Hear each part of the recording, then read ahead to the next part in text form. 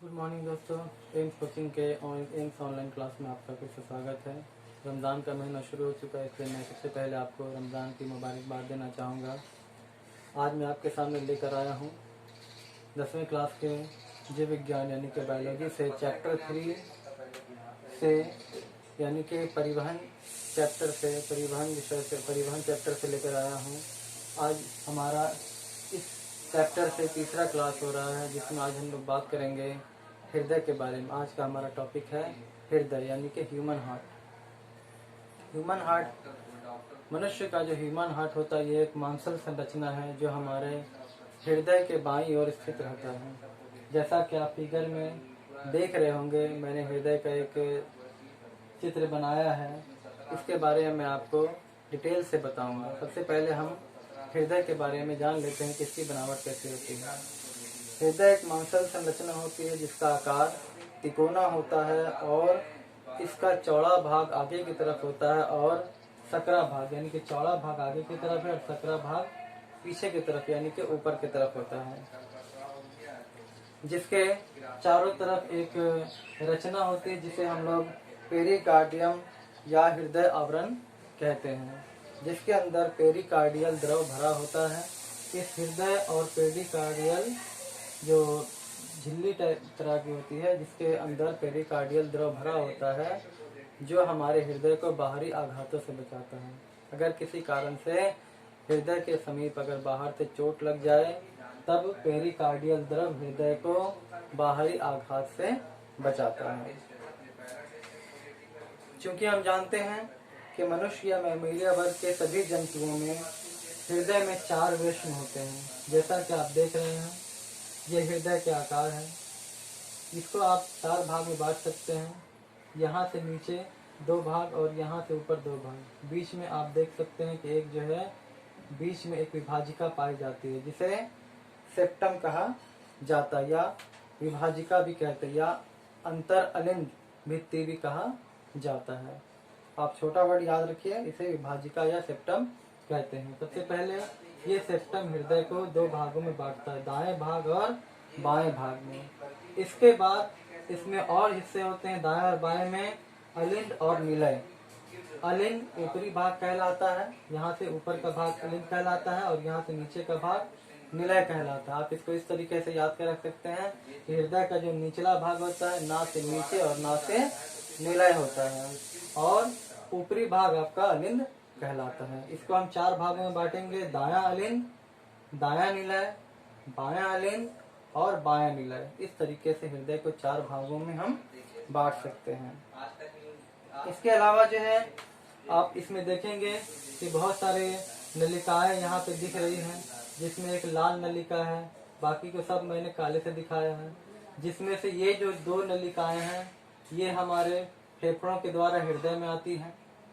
इसके अलावा ये जो 2 नलिकाएं हैं, ये हमारे पूरे शरीर के द्वारा शिराओं का ये शिराएं हैं, जो शिराएं हमारे पूरे शरीर के द्वारा हृदय में हमारे रक्त को लेकर आती है। तो ये हमारी 2 नलिकाएं हैं जो शिराएं कहलाती हैं, और ये 2 नलिकाएं हैं, ये भी शिराएं हैं कहलाती हैं, लेकिन ये फेफड़ों के द्वारा आती हैं। अब आप यहाँ पर देख रहे हैं जो 2 शिराएं, यहाँ एक यहाँ और एक यहाँ जो जा रही है, ये धमनियां हैं। ये फुफ्फुस धमनी है जो हृदय से रक्त को लेकर फेफड़ों की तरफ लेकर जाती है, और एक महाधमनी है जो हमारे हृदय से शुद्ध रक्त को पूरे शरीर को सप्लाई करता है। तो हमारे पूरे शरीर में जो हमारे रक्त का संचार करता है हमारे हृदय से, वो धमनियां होती हैं, और हमारे पूरे शरीर से जो कार्बन डाइऑक्साइड मिला हुआ रक्त होता है, उसे हृदय तक जो लेकर आती है, वो शिराएं कहलाती हैं। इसके बारे में हम लोग इसके बाद पढ़ेंगे, जब हम लोग शिराओं के बारे में पढ़ेंगे तब। इस तरीके से हमारी जो शिराएं हैं, ये दोनों महाशिरा हैं, ये फुफ्फुस शिराएं हैं, ये फुफ्फुस धमनियां हैं और ये महाधमनियां हैं। इसके अलावा हृदय में वाल्व लगे होते हैं, जिसे त्रिदलीय वाल्व या त्रिदलीय कपाट कहा जाता है, जो हमारे शरीर या फेफड़ों से या कहीं से भी रक्त को एक तरफ बहने देता है, यानी कि इस तरफ से इस तरफ आता है। ये जो वाल्व आप देख रहे हैं, ये त्रिदलीय वाल्व होते हैं, कपाट होते हैं। त्रिदलीय कपाट इसे कहा जाता है, जो हमारे रक्त को आगे की तरफ आने देता है लेकिन फिर वापस पीछे की तरफ जाने नहीं देता है। इसके अलावा ये हमारे बाएं तरफ है। अगर दाहिनी तरफ आप देखेंगे तो यहाँ पे द्विदलीय कपाट होता है, यानी कि 2 दल वाले वाल्व होते हैं जो शिरा से आने वाले रक्त को हमारे हृदय के एक तरफ आने देते हैं लेकिन फिर वापस जाने नहीं देते हैं। अब इसके बाद हम लोग पढ़ेंगे कि हमारा हृदय किस प्रकार से काम करता है, इसकी क्रियाविधि क्या होती है। क्योंकि हम जानते हैं कि हृदय हमारे शरीर के पूरे शरीर के अंगों से अशुद्ध रक्त को ग्रहण करता है और फिर उसे शुद्ध करके पूरे शरीर तक पहुंचाता है। क्योंकि ये जो काम करता है हमारे शरीर के अंदर, ये इस काम को करने के लिए हमारे हृदय में संकुचन भी होता है, संकुचन और शिथिलन होता है। हम जानते हैं कि हमारा हृदय जो है धड़कता है, एक बार ये सिकुड़ता है और एक बार फैलता है। आप इसमें देख सकते हैं कि हृदय में संकुचन और शिथिलन कैसे होता है, ये मैं आपको अभी बताऊंगा। शिथिलन को सिस्टोल भी कहते हैं, संकुचन को सिस्टोल कहते हैं और शिथिलन को डायस्टोल कहा जाता है। यानी कि सिकुड़ने को सिस्टोल कहा जाता है और फैलने को डायस्टोल कहते हैं। अब हम देखेंगे ये किस तरीके से काम करता है। जब हमारे हृदय का एक हिस्सा, मान लीजिए कि ये हिस्सा जब सिकुड़ता है तो ये हिस्सा फैलता है, यानी कि जब जो है अलिंद सिकुड़ता है तो निलय फैलता है और जब निलय सिकुड़ता है तो अलिंद फैलता है। इस तरीके से फैलने और सिकुड़ने से हमारे हृदय में रक्त का संचार होता है। जब जो है हमारी अलिंद जब सिकुड़ती है तब हमारे निलय में रक्त भरता है और जब निलय सिकुड़ता है तो निलय से सारा रक्त निकल करके हमारा कुछ शुद्ध रक्त हमारे शरीर के भीतर चला जाता है और जो अशुद्ध रक्त होता है वो फेफड़ों तक पहुंचा दिया जाता है। जब अलिंद फैलता है तब हमारे शरीर से अशुद्ध रक्त हमारे हृदय में आता है और फेफड़ों द्वारा शुद्ध किया हुआ रक्त हमारे अलिंद में आता है। ये हम और डिटेल से पढ़ेंगे। इस फैलाव और सिकुड़न में हमारे शरीर के हृदय के भीतर एक छोटी सी मशीन होती है जो नेचुरल होती है, जिसे हम लोग SA नोड कहते हैं, साइनो ऑरिकुलर नोड जिसे कहा जाता है, SA नोड कहते हैं, या इसे जो है साइंस की भाषा में पेसमेकर भी कहा जाता है। ये पेसमेकर हमारे हृदय के दाएं तरफ अलिंद में इस जगह पे स्थित होता है, जो हमारे हृदय को बहुत मंद गति का एक शॉट देता है, या कह सकते हैं इलेक्ट्रिक शॉट देता है। जिस तरीके से 6 वोल्ट या 12 वोल्ट की बैटरी जो है हल्की सी मंद गति देती है विद्युत की, इसी तरीके से ये भी बहुत हल्का सा विद्युत गति देता है हमारे हृदय को। जिस कारण से जब यहाँ से विद्युत पूरे हृदय में पास होता है तो जिस हिस्से में, जैसे मान लीजिए यहाँ से विद्युत अगर पास हुआ ये हिस्सा सिकुड़ता है, ये हिस्सा फैलता है। जब यहाँ से विद्युत जो है इस तरफ पास होगा तब ये हिस्सा सिकुड़ता है और ये हिस्सा फैल जाता है। इस तरीके से हमारे हृदय में सिस्टोल और डायस्टोल यानी कि शिथिलन और संकुचन होता है। सिस्टोल यानी कि संकुचन और डायस्टोल यानी कि शिथिलन। शिथिलन यानी कि फैलाव और संकुचन यानी कि सिकुड़ना। ठीक है, चलिए अब हम आते हैं कि हमारा हृदय किस तरीके से रक्त को या खून को साफ करता है, या किस तरीके से हमारे शरीर को ये शुद्ध रक्त पहुंचाता है। आप हृदय को अच्छे से इस फिगर पे देखिए, या फिर अपने आप किताब में भी, बुक में भी आप इसको देख सकते हैं। जब हमारे शरीर में शरीर से अशुद्ध रक्त इन महाशिरा के द्वारा, ये 2 महाशिराएं हैं, इसके द्वारा जब हृदय में अशुद्ध रक्त हमारे दाएं अलिंद में पहुंचता है तो दायां अलिंद जो है सिकुड़न और शिथिलन के द्वारा, यानी कि संकुचन और शिथिलन के द्वारा दायां अलिंद इसको यहाँ से लेकर के इस दाएं निलय में पहुंचा देता है। दाएं निलय में हमारा अशुद्ध रक्त आने के बाद हमारा निलय इसको पंप करके यहाँ से फुफ्फुस धमनी के द्वारा हमारे दोनों साइड में जो फेफड़े होते हैं वहां तक इसको पहुंचा देता है। फेफड़े क्या करते हैं कि जब ये अशुद्ध रक्त जो है फेफड़ों तक पहुंचता है तब अशुद्ध रक्त को फेफड़ों के द्वारा जो है फेफड़े जो है वहां से कार्बन डाइऑक्साइड को सोख लेते हैं और ऑक्सीजन को उसमें मिला देते हैं। मिला देने के बाद वो ऑक्सीजन मिला हुआ रक्त फिर फेफड़ों के द्वारा जो है ये फुफ्फुस शिराओं के द्वारा हमारे हृदय में भेज दिया जाता है। जब फुफ्फुस शिराओं के द्वारा जब ये हमारे हृदय के बाएं अलिंद में भेजा जाता है, तब जो है ये अलिंद जो है अलिंद से होता हुआ ये बाएं निलय में पहुंचता है और बाएं निलय से होता हुआ ये हमारे महाधमनी के द्वारा पूरे शरीर में भेज दिया जाता है। इस तरीके से हृदय हमारे रक्त को शुद्ध करता है। एक बार मैं फिर से बताना चाहूंगा कि जब जो अशुद्ध रक्त महाशिरा के द्वारा हमारे अलिंद में आता है, अलिंद से ये निलय में जाता है, निलय से ये जो है फुफ्फुस धमनी के द्वारा फेफड़ों में भेज दिया जाता है।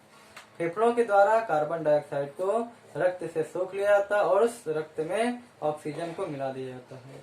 ऑक्सीजन मिले हुए रक्त फिर से जो है फुफ्फुस शिराओं के द्वारा ये बाएं अलिंद में भेजा जाता है, बाएं अलिंद से फिर ये बाएं निलय में आता है और बाएं निलय के द्वारा ये फिर महाधमनी के द्वारा हमारे पूरे शरीर में भेज दिया जाता है। इस तरीके से जो है हमारे पूरे शरीर में रक्त का संचार होता रहता है और ये 1 मिनट में 72 बार होता है। अब यहाँ पर एक चीज समझने की है कि यहाँ पे कहा जाता है कि हमारे हृदय में द्विगुण परिवहन होता है। द्विगुण परिवहन असल में वो परिवहन है कि जब जो है हमारा रक्त जो है एक बार हृदय में आता है अशुद्ध रक्त, फिर ये फेफड़ों में भेज दिया जाता है और फिर फेफड़े दोबारा से उसको हमारे हृदय में भेजते हैं ताकि हृदय जो है पूरे शरीर में शुद्ध रक्त को पहुंचा दे।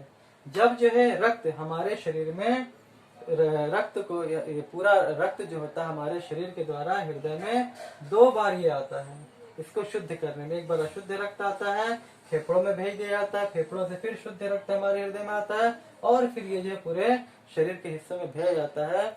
इस जो प्रक्रिया है इसको हृदय का द्विगुण परिवहन कहा जाता है, क्योंकि रक्त को शुद्ध करने में हमारा हृदय जो है 2 बार रक्त को लेकर आता और पहुंचाता है। इसे हम लोग द्विगुण परिवहन कहते हैं। हमारे शरीर में हमारा हृदय ठीक इसी प्रकार काम करता है।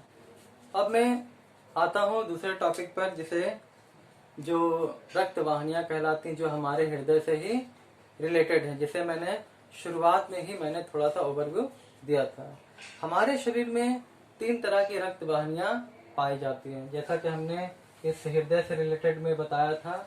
सबसे पहला है शिराएं या महाशिराएं, दूसरा है धमनियां या महाधमनियां और तीसरी कहलाती हैं रक्त केशिकाएं। तो सबसे पहले है धमनियां जिसे आर्टरीज कहा जाता है, दूसरा है रक्त केशिकाएं जिसे ब्लड कैपिलरीज कहते हैं और तीसरा है शिराएं जो वेन्स कहलाती हैं। अब मैं बारी बारी से मैं तीनों के बारे में डिटेल से आपको बताना चाहूंगा। शिराएं ये हमारे शरीर के शुद्ध या ऑक्सीजनित रक्त को शरीर के हर हिस्से में हृदय से लेकर पहुंचाती है, यानी कि शुद्ध रक्त को हृदय से लेकर शरीर के अन्य हिस्सों तक पहुंचाने का काम शिराएं करती हैं, जिसमें शुद्ध रक्त होती है। ठीक है, लेकिन यहाँ पर हम आपने देखा है फुफ्फुस धमनी। ठीक है, हमने आपको धमनी के बारे में बताया, लेकिन ये फुफ्फुस धमनी एक ऐसा अपवाद है जो हृदय से अशुद्ध रक्त को, यानी कि कार्बन डाइऑक्साइड मिले हुए रक्त को हृदय से फेफड़ों तक लेकर के जाती है। थोड़ा सा कंफ्यूजन लगता है, इसको याद रख लीजिएगा कि शिराएं जो है हृदय से पूरे शरीर में शुद्ध रक्त को पहुंचाता है, लेकिन एक अपवाद है फुफ्फुस धमनी। धमनी के बारे में बता रहा था कि धमनियां जो है शुद्ध रक्त को हृदय से लेकर के पूरे शरीर तक पहुंचाती हैं, लेकिन फुफ्फुस धमनी एक अपवाद है जो अशुद्ध रक्त को हृदय से लेकर फेफड़ों तक पहुंचाती है। धमनियों की दीवारें मोटी होती हैं, लचीली होती हैं तथा कपाटहीन होती है। इसमें कोई वाल्व लगा हुआ नहीं होता, क्योंकि ये जो है ऊपर से नीचे की तरफ इसमें रक्त का बहाव होता है। ज्यादातर जो है ऊपर से हृदय से नीचे की तरफ सादा होता है।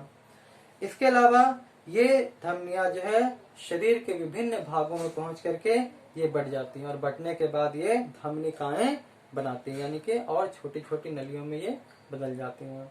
फिर ये धमनियां और आगे जाकर के जो है और हिस्सों में बढ़ती हैं और ये कोई केशिकाओं में बदल जाती हैं। केशिकाएं ये अत्यंत महीन रक्त नलिकाएं होती हैं जो हमारे शरीर के मांसपेशियों के अंदर होती हैं। ये हमारे शरीर के अंदर हमारे शरीर के द्वारा पचा हुआ भोजन, घुले हुए भोज्य पदार्थ, उत्सर्जी पदार्थ, ऑक्सीजन या कार्बन डाइऑक्साइड, इसके लिए ये पारगम्य होते हैं। यानी कि ये सारी चीजें जो है इन केशिकाओं के अंदर बाहर आराम से आ जा सकती हैं। इसके अलावा जब जो है ये शरीकाएं जो है हमारे शरीर, ये शरीकाएं जब आगे और बढ़ती हैं तो ये शरीकाएं और आगे बढ़ करके जो है शिरा का निर्माण करती हैं। ये शिराएं इस तरीके से काम करती हैं कि जैसे कि हमारे शरीर में शुद्ध रक्त जब धमनियां आगे बढ़ती हैं, ये धमनियां जब आगे जाती हैं, आगे जाने के बाद ये धमनियां धमनिकाएं में बदलती हैं, धमनिकाएं शरीकाएं बदलती हैं, वहां तक शुद्ध रक्त होता है। शरीकाओं में जो है ऑक्सीजन और कार्बन डाइऑक्साइड की अदला बदली होती है। जब वहां पर जो है कोशिकाएं जो है ऊर्जा का निर्माण करती हैं तो वो ऑक्सीजन को ले लेती हैं और कार्बन डाइऑक्साइड को वहां पे रक्त में मिला देती हैं। ये शरीकाएं जो है आगे जाकर के शिराएं बन जाती हैं, जहां पर जो है हमारे शरीर के द्वारा अशुद्ध रक्त को ये हृदय तक पहुंचाती हैं। तो शिराओं का काम ये होता है कि ये अशुद्ध रक्त को हमारे पूरे शरीर से हृदय तक पहुंचाती हैं। शिरा की जो दीवारें होती है ये धमनियों की अपेक्षा पतली होती हैं और इनमें एक तरफ यानी कि हृदय की ओर खुलने वाले कपाट होते हैं। वो इसलिए होते हैं ये जो है नीचे से ऊपर की तरफ जो है रक्त का प्रवाह या बहाव करती है। कि नीचे से अगर ऊपर की तरफ ये रक्त का बहाव हो जाए तो वापस जो है ऊपर से ये नीचे की तरफ ना जाए, क्योंकि नीचे से ऊपर की तरफ आ रहा है तो ये वापस जो है नीचे की तरफ ना चला जाए, इसीलिए इसमें कपाट लगे होते हैं ताकि ये निरंतर जो है ऊपर की तरफ इसका बहाव हमेशा चलता चले। अब आते हैं रक्तचाप। उम्मीद करता हूँ कि आपको ये धमनियां और शिराएं समझ में आ गई होंगी। अब आते हैं रक्तचाप। क्योंकि मैंने पहले ही बताया कि हमारा जो हृदय होता है इसमें जो है हमारा हृदय शिथिलन और संकुचन पर काम करता है, यानी कि सिस्टोल और डायस्टोल पर काम करता है। तो जब जो है हमारा हृदय रक्त को जो है दबाव डालकर पूरे शरीर के हिस्सों तक पहुंचाता है, तब हमारे धमनियों में, धमनिकाओं में, शिरिकाओं में और शिराओं सभी जगह जो है प्रेशर के साथ जो है खून पहुंचता है। जो दबाव के साथ यानी कि प्रेशर यानी कि दबाव के साथ पहुंचता है तब ये जो है उन पर दबाव बनाती हैं। जब ये दबाव बनाती हैं तो हमारा संकुचन यानी कि सिस्टोल के कारण जो है और डायस्टोल के कारण जो है ये दबाव या प्रेशर बनता है और हमारे शरीर के विभिन्न अंगों तक रक्त पहुंचाया जाता है। रक्त का दबाव निलयों पर संकुचन के से उत्पन्न होता है। यह दबाव जो है सिस्टोलिक प्रेशर कहलाता है। सिस्टोलिक प्रेशर जो होता है, सिस्टोलिक मैंने आपको पहले भी बताया, सिस्टोलिक यानी कि संकुचन।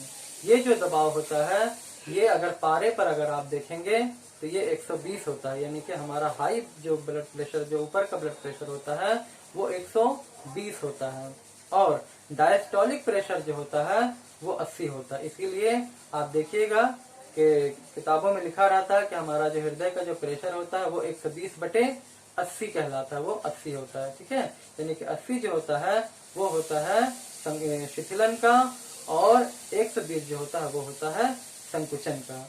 ये एक सामान्य आदमी का जो रक्तचाप होता है वो 120/80 होता है और इसको मापने के लिए एक यंत्र होता है जिसको स्फेग्नोमैनोमीटर कहा जाता है। इस यंत्र के द्वारा किसी भी व्यक्ति का रक्तचाप मापा जाता है। अगर किसी व्यक्ति का रक्तचाप 120/80 से अधिक हो जाए, पहले मैं ये बताता चलूं कि उम्र यानी कि किसी भी व्यक्ति के उम्र के ऊपर ये डिपेंड करता है। अगर कोई व्यक्ति जो है 40 साल को क्रॉस कर लेता है, पार कर लेता है, तब वहां पर उसका रक्तचाप थोड़ा सा ऊपर हो जाता है, यानी कि 120 नहीं 130/90 हो सकता है।